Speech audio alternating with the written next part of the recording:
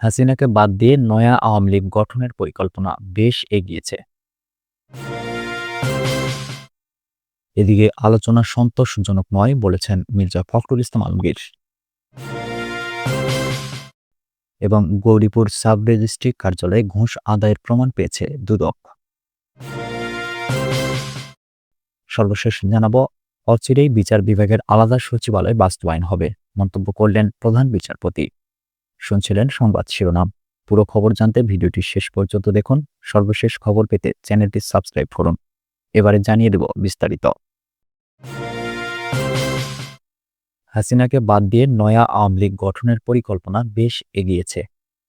গত বছরের ৫ আগস্ট ছাত্র জনতার অভ্যুত্থানে ক্ষমতাচ্যুত হয়েছে আওয়ামী লীগ সরকার। এর মধ্য দিয়ে শেখ হাসিনার ১.৫ দশকেরও বেশি সময়ের স্বৈরশাসনের অবসান ঘটেছে।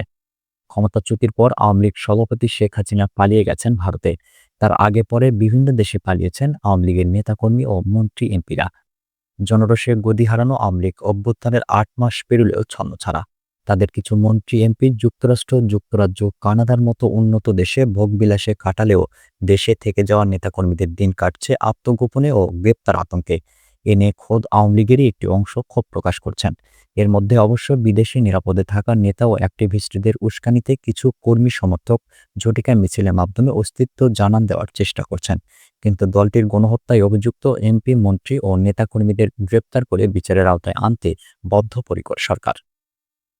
এমন দিশেহারা অবস্থায় আওয়ামী লীগের ভবিষ্যৎ কি তা নিয়ে যখন আলোচনা চলছে, তখন ভারতের পশ্চিমবঙ্গের আনন্দবাজার পত্রিকা বলছে, আওয়ামী লীগের পরিচিত কিছু নেতা নেত্রীকে সামনে রেখে নতুন আওয়ামী লীগ বা পরিচ্ছন্ন আওয়ামী লীগকে বাজারে আনার পরিকল্পনা চলছে এবং তা বেশ এগিয়েছে। যদিও এই পরিকল্পনার কথা কয়েক সপ্তাহ আগেই আলোচনায় আসে।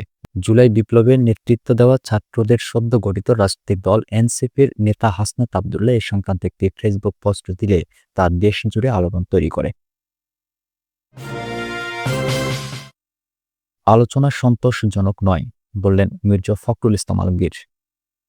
প্রধান উপদেষ্টা ডক্টর মোহাম্মদ ইউনূসের সঙ্গে আলোচনা ফলপ্রসূ নয় বলে মন্তব্য করেছেন বিএনপি মহাসচিব মির্জা ফখরুল ইসলাম আলমগীর।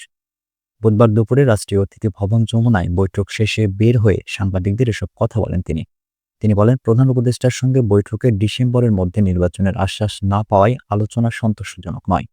তিনি বলেন, আমরা দীর্ঘদিন ধরে একটি সুস্পষ্ট নির্বাচনী রোডম্যাপের কথা বলে আসছি। সেই বিষয়ে প্রধান উপদেষ্টার সঙ্গে আলোচনা করেছি। ফখরুল ইসলাম বলেন, বর্তমান রাজনৈতিক প্রেক্ষাপটে দেশের সংকট নিরসনে একটি গ্রহণযোগ্য নির্বাচনের কোনো বিকল্প নেই।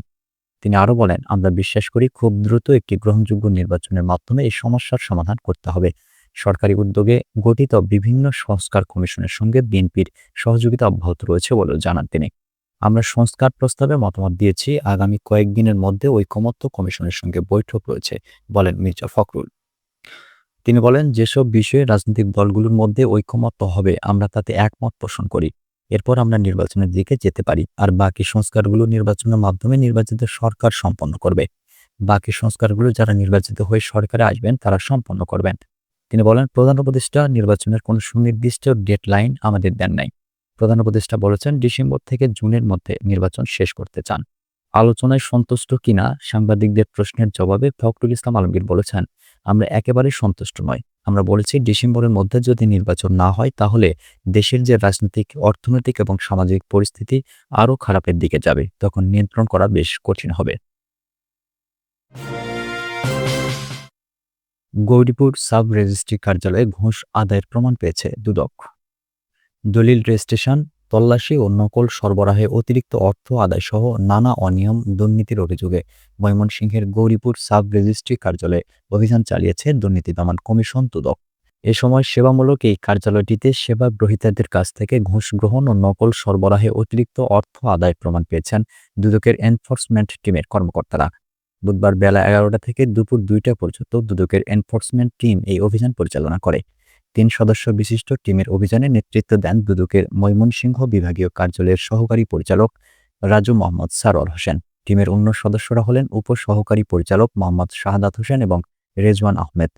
খবরের সত্যতা নিশ্চিত করে টিম প্রধান রাজু মোহাম্মদ সারোয়ার হোসেন জানান, অনেকদিন ধরে এই সাব রেজিস্ট্রি অফিসে সেবা প্রার্থীদের হয়রানি, ঘুষ লেনদেন, নকল সরবরাহে অতিরিক্ত অর্থ আদায় সহ নানা ধরনের অনিয়ম ও দুর্নীতির কথা চাউর হচ্ছে।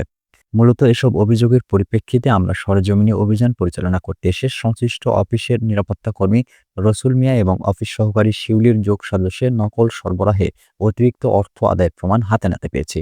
এছাড়াও এই কার্যালয়ে ঘুষ লেনদেন সহ নানা ধরনের হয়রানি ও অনিয়মের সত্যতা মিলেছে। এসব বিষয়ে সংশ্লিষ্ট কর্তৃপক্ষকে প্রয়োজনীয় ব্যবস্থা গ্রহণের জন্য নির্দেশনা দেওয়া হয়েছে বলেও জানান দুদকের এই কর্মকর্তা। এ বিষয়ে গৌরীপুর উপজেলা সাব রেজিস্ট্রার মোহাম্মদ রফিকুল ইসলাম বলেন, অভিযানের পর নকল সরবরাহে অতিরিক্ত অর্থ আদায় সহ বেশ কিছু অভিযোগ জানতে পেরেছি। ঘটনাটি ঊর্ধ্বতন কর্তৃপক্ষকে অবহিত করে প্রয়োজনীয় ব্যবস্থা গ্রহণ করা হবে। অচিরেই বিচার বিভাগের আলাদা সচিবালয় বাস্তবায়ন হবে বললেন প্রধান বিচারপতি। প্রধান বিচারপতি ডক্টর সৈয়দ রেফাত আহমেদ বলেছেন, শক্তিশালী বিচার বিভাগ প্রতিষ্ঠায় অচিরেই বিচার বিভাগের জন্য পৃথক সচিবালয় বাস্তবায়ন হবে। আইনজীবীদের, বিশেষ করে নারী আইনজীবীদের যে অবকাঠামোগত অসুবিধা রয়েছে তা অচিরেই দূর করা হবে বলে জানান তিনি। বুধবার সকালে সুপ্রিম কোর্ট রিপোর্টার্স ফোরাম কার্যালয় পরিদর্শন করে কথা বলেন তিনি। এদিন হাইকোর্টের নানা উন্নয়নমূলক অবকাঠামো পরিদর্শন করেন প্রধান বিচারপতি। সুপ্রিম কোর্টের রেজিস্ট্রার জেনারেল সহ কর্মকর্তারা উপস্থিত ছিলেন। সে সঙ্গে বাংলাদেশ সুপ্রিম কোর্টের মূল ভবন এবং অ্যানেক্স ভবনে নতুনভাবে সংস্কার করা স্বাস্থ্যসম্মত এবং বিশেষ চাহিদা সম্পন্ন ব্যক্তি বান্ধব দুটি টয়লেট চালু হয়েছে।